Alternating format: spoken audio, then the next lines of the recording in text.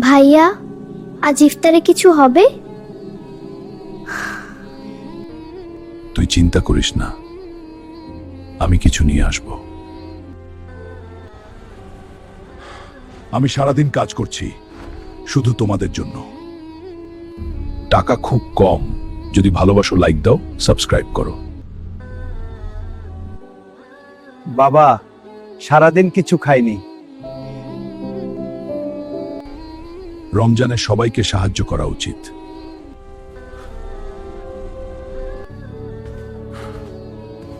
তুমি কিছু আনতে পারলে না? আজ আমরা তোমাদের সাথে ইফতার করব। মানুষের ভালোবাসাই সবচেয়ে বড় শক্তি।